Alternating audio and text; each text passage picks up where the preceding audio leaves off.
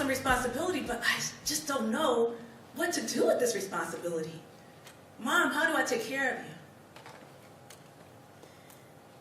And she said, you know what, baby girl, you'll be just fine. God got you. He knows what to do. Just lean on him. And it's been some ride for 9.5 years. She's at her late stages now. She's totally incapacitated. She can't speak, she can't talk, she can't walk, she cannot do anything for herself. So to see this amazing woman, who I was what's in her hands, now she's in mine. Where I'm carrying her up and down the steps. I'm holding and cradling her in my arms. I'm telling her, you know what? Sleeping Beauty, it's time to get your beauty rest. The very things that she used to say to me when I was a little girl. I'm like, all right, Mom, rise and shine. You got to get up. It's time to do whatever we normally do best. And how she communicates is amazing. She hums. She'll hum to me. She can't speak, but she's speaking.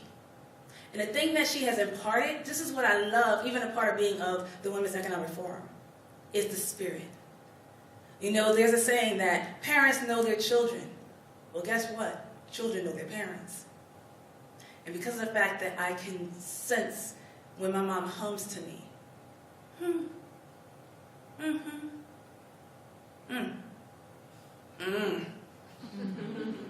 See, I know which one those means.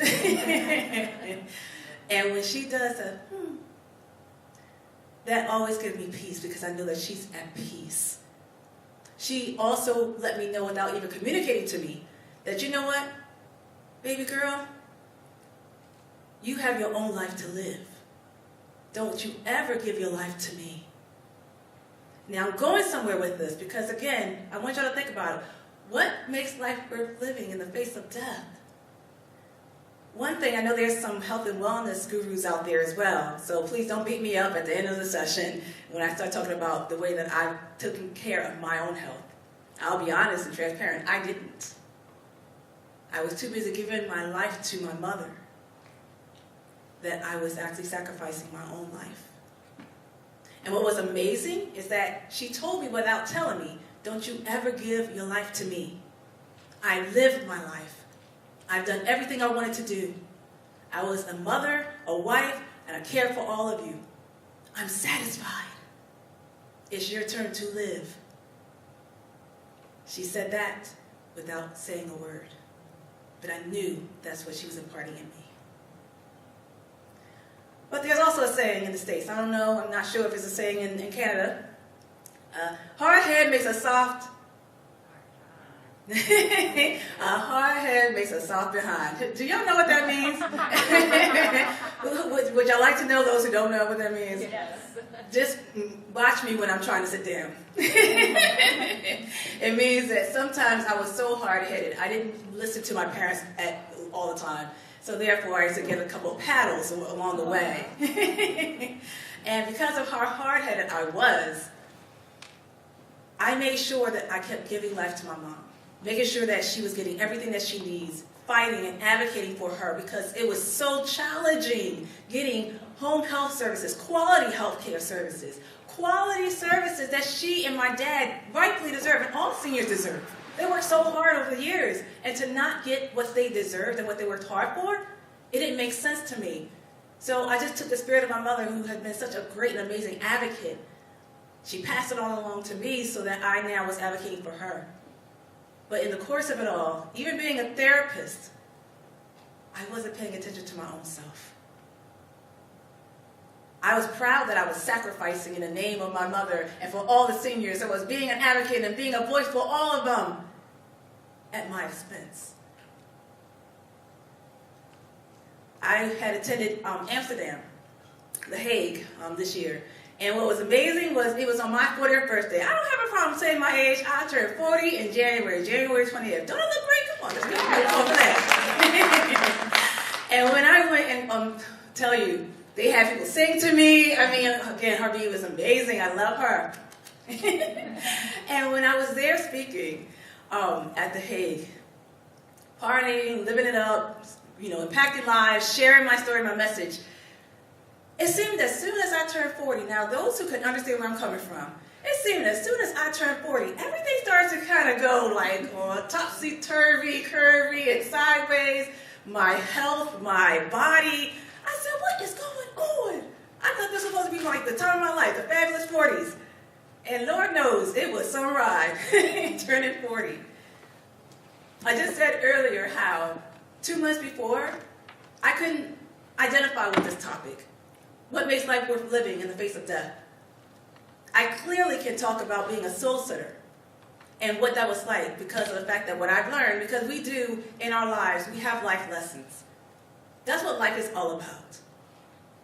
It's about living and what did you learn. Every day may not be a great day, but every day, sure enough, is a learning day. It's not even about losing. It's either you won or you learned. And in the end, I've learned. And caring for my mother as a soul sitter, I learned that, you know what? You do everything that you have to. You go the extra mile. You make sure that your loved one is attended to and to honor their wishes. And you appreciate the times well spent with them. I used to dread seeing my mom from this woman who, again, had taken care of all of us, to now she is consorted to the bed. She's bedridden. She can't do anything for herself. We have to turn her every 2 hours just to make sure that she doesn't get any sores. We got to make sure that she gets fed, and she can't eat, so we have to do a feeding tube. We have to make sure that she is cleansed. We have to care for her. We have to cleanse her. We have to wipe her. We have to do so many things with her. And in that lesson, I've learned that I wouldn't change it. I wouldn't trade it for nothing. Because it made me stronger. It made me a better person. And it helped me to understand that this is what life is all about. It is definitely a circle of life. Someone cared for us. Trust and believe you're going to be in the same position taking care of someone. But that is what we are created to be relational. To be relational. This is what WEF is all about. It's about oneness, sisterhood, brotherhood. It's about us being as one for all. And that's the learning lesson that I got in terms of being a caregiver or a soul sitter for my mother. I wouldn't trade it for nothing because it really helped me and my mom to be even closer. And in hopes that one day, my children, they better take care of me the way I took care of my mom, though. I just hope that I impart the way that she had imparted in me, so that in turn, my children would also want to do the same thing for me. And if they don't, it's all good. They have a life to live. I just know that I'm satisfied with what I've done. Now, in turn, to bring this to a close, how does this relate to me personally? In July of 2017, like I said, after turning 40, everything was just going like a roller coaster. It's just going all over the place. And then one day, my GYN has said, you know what, we have a couple of cells that's very concerning. We want you to come back in. We want to do some more tests. I said, okay, no problem. I said, what in the world's going on? I feel healthy. I feel great. But I really wasn't eating the way that I needed to. I really wasn't exercising the way that I needed to. Who has time? I'm a caregiver. I'm a businesswoman. I'm an entrepreneur. I got so many things to do. I don't have time for me. Well, guess what? Because I didn't make enough time for me, the doctor has said that I possibly have cervical cancer. Cervical cancer. What is cancer? I have so many friends who have families, loved ones, who went through that, but not my family. None of us never had cancer. That never ran in our family. Cancer.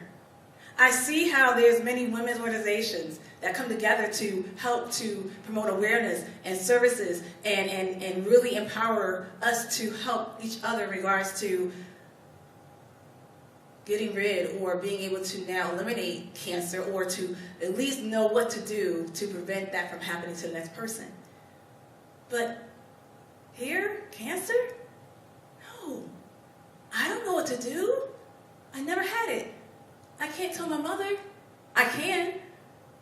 But sadly, she can't tell me what to do. I've never faced something so so life-threatening in all my life. And to not have my mother, who's always been there for me, to not tell me what to do. So, through my faith, I said, God, I'm going to leave this in your hands. Whatever this means, I leave it in your hands. And what was amazing, the life lesson that I've learned, because now it was a double shot. Like I said, I didn't have children, never had any. It was also a threat to my uterus. They said, oh, you may not be able to have children either. Lord have mercy. You just told me. I was so happy about turning 40. Now, at 40, you tell me that I may have cervical cancer and that I cannot have children. Lord have mercy. Can I go back to 39? Do what my mom said. She stayed 39 forever, her and my grandmother. I used to say, Mom, how old are you? 39. 5 years later, Mom, how old are you? 39. I prayed. I took to Facebook. I said, look, all y'all can pray, please pray. And thank God the prayers were answered. When I went back to the doctors, they said, oh, you're fine, no cancer. Oh, your uterus is fine, you can have children. But, yes, praise God, right? But, you may have to consider some fertility because you are 40 years old. Oh, my goodness. But what I did learn from that, now that it is what I want to impart to you all, you have a story to tell. Know that your story is amazing. You may feel like it's boring. You may feel like you don't have nothing to talk about. No, you do. That is the point of why you exist. We are here to share our story, our message, to give someone hope, to give them something worth fighting and living for. That's what I leave with you today. I faced death. But because when I faced death, when I found out that I possibly would have had those, it empowered me even the more to share my story. It empowered me even the more to really galvanize and really blaze the trail and a way for people who are in need of services such as my own and for what you have. It made me even more vocal because I said, you know what, I got to live this day as if it's my last. And that's exactly what I've done. And also now, not having those diseases or not having those conditions anymore, it had me to now start to take care of myself much more better. So with that said, please remember, if you are ever in a situation, or think about this, what makes life worth living in the face of death? You may or may not have ever experienced that, but I will say this.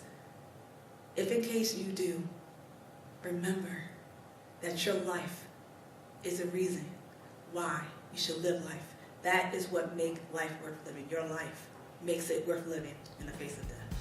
Thank you very much.